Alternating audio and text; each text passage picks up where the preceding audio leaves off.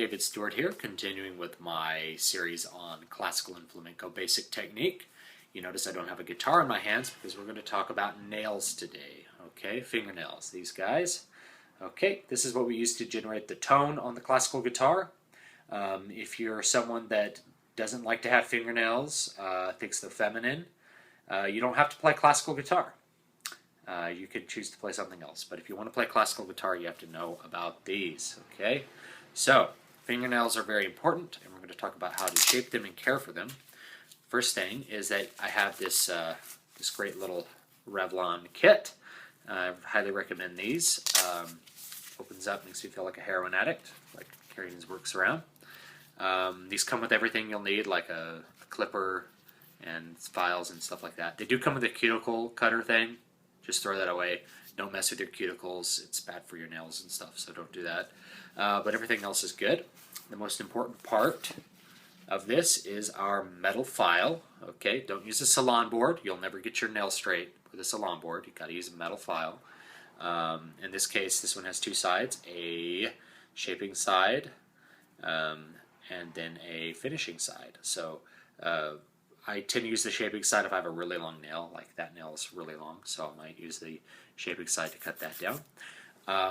The trick to filing your nail is to file flat. And here's what I mean by flat, is here's the nail file, and here's your nail coming up to it, okay? And I have an angle, about a 45-degree angle, and I'm filing the whole surface of the nail at once. The whole surface of the nail is being filed at once. And I have a little shorter on one side than the other. It's called the ramp.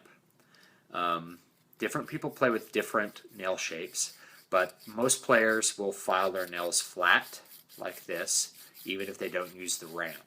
Okay, so I'm using the shaping side to just take a lot of material off. I need to take some material off that finger, and this is nice and straight. From the nail's perspective, it's totally straight. We have one surface that will play on. The reason I like the ramp, as opposed to some other shapes that are more curved,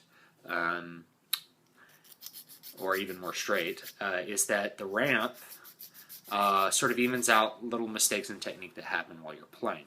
So what happens is that the string contacts over here on this side of the nail and travels across the nail to this release end.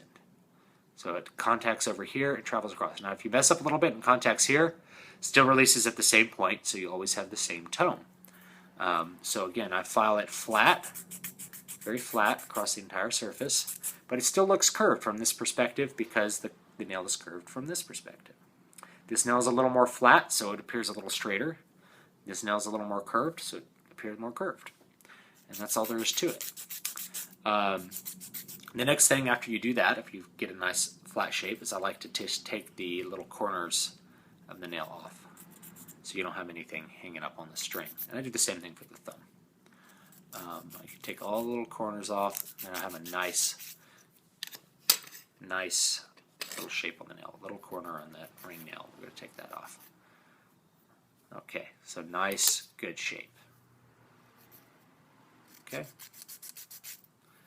Next, what we do is you can use this guy. It also comes in the kit. Mine's kind of torn up, as you can see. And just knock all the little rough parts off the edge. I file the back of the nail like this with this. It's not really a file, it's just going to knock off the rough bits, okay? All the little rough bits of the nail. Then, this next side, you can use this side if you want to polish. But what I actually do, because I'm kind of a stickler when it comes to this sort of stuff, is I use a piece of sandpaper. This is very, very fine grit sandpaper. This is 3M 405N. You can buy it at stringsbymail.com. You can also use 401Q. That's the other one I like. Both of these are for auto body finishes, but they work good for nails. And all I'm doing is I'm just polishing the underside of the nail with it and the top of the nail to get a really nice smooth sound.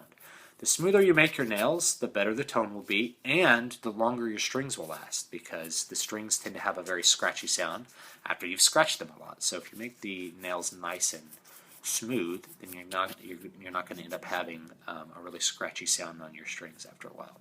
Okay, so that's nails, and there's other options for shape. This is the shape I use. There's other options for nail composition. Some people glue ping pong balls into their nails. Some people use acrylic nails. If you're just starting off, just try it with your normal nails and see how it goes. I doubt you'll be practicing enough to really destroy it. Okay? Thanks for watching.